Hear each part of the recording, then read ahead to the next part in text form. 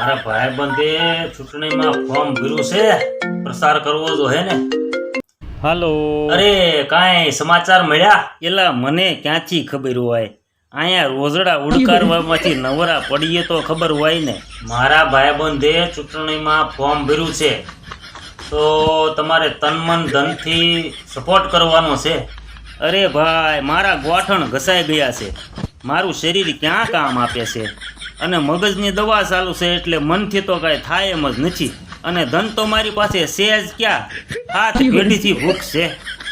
બસ હવે સમય પાકી ગયો છે. સમયની તો ખબર નથી.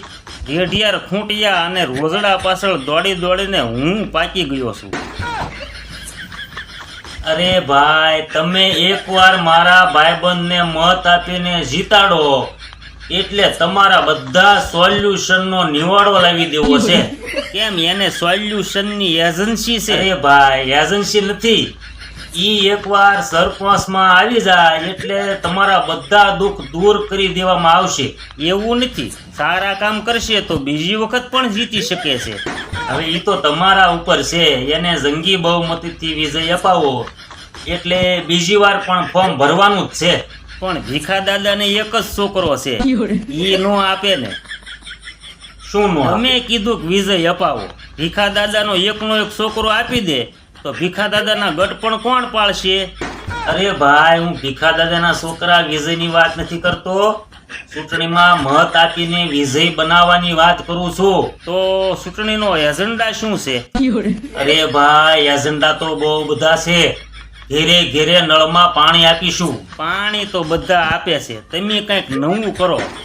નળમાં ઘી તેલ એવું આપો. અરે યાર, આ તમારી માંગણી વ્યાજબી નથી. જો તમારે મત જોતા હોય તો આમાં હા પાડવી પડે. જો ભાઈ, આપણા ઉમેદવાર એકદમ નિષ્ઠાવાન અને ઈમાનદાર છે, એટલે ઈ જે બોલશે ઈ કરી બતાવશે. આ ટ્રમ્પના 5 વર્ષ પૂરા કર્યા ને ઈ પણ આવું જ કહેતા હતા. એટલે જ કહું છું કે આપણા ઉમેદવાર ખોટા વાયદા નહીં આપે. જે બોલશે ઈ કરી બતાવશે. નળ સિવાય બીજું શું કરશે? આખા ગામમાં નવા રોડ રસ્તા બનાવશે. પણ આપણે ક્યાં એક રોડ બાકી છે? બધા કમ્પ્લીટ તો છે. તો એને તોડીને નવા બનાવશે. બરાબર છે, ખાડો ખોદે તો જ ખાડો ભરાય ને પેટનો. એટલે તું કહેવા શું માંગે છો? એટલે રોડના જ ખાડા ભરશે એમ, બીજું કાંઈ નહીં. જેના ઘરે લાઇટનું કનેક્શન નથી એને નવું કનેક્શન પણ અપાવશે. એલા ભાઈ, આખા ગામમાં ઓલરેડી બધાને ઘેરે લાઇટ છે જ. અરે ભાઈ, કોઈને વાંધાજનક હોય, કોઈને ડોક્યુમેન્ટ ઘટતા હોય, એને નવા કનેક્શન અપાવશે. લ્યો, જેને કનેક્શન સાથે કાંઈ લેવા દેવા નથી ઈ તો આમે આઝાદી પછીના આઝાદ છે. ઈ તો આકડિયા મારીને હાકે જ છે. અરે નવી સ્કૂલનું નિર્માણ કરશે અને આપણા ગામના છોકરાને બાજુના ગામમાં ભણવા નહીં જવું પડે. આવા ઉમદા વિચાર ધરાવે છે આપણા ઉમેદવાર. અરે ભાઈ, પેલા જૂની નિહાળની ઉપર નવા નળિયા ચડાવો તો ઘણું છે. તો આજે સાંજે મીટિંગ છે અને ભાઈબંધ દોસ્તાર સગાવાલા બધાને લઈને આવી જશે.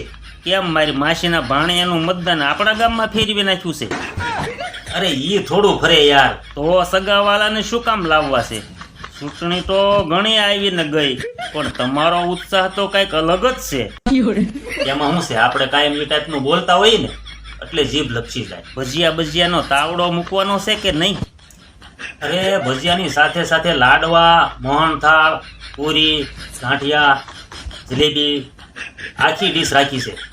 મારું આ ઉમેદવારને 5 વીઘા જમીન છે અને આટલા બધા બળમાં આવી ગયા છે. નક્કી સુરત વાળાએ ફાળો મોકલ્યો હશે.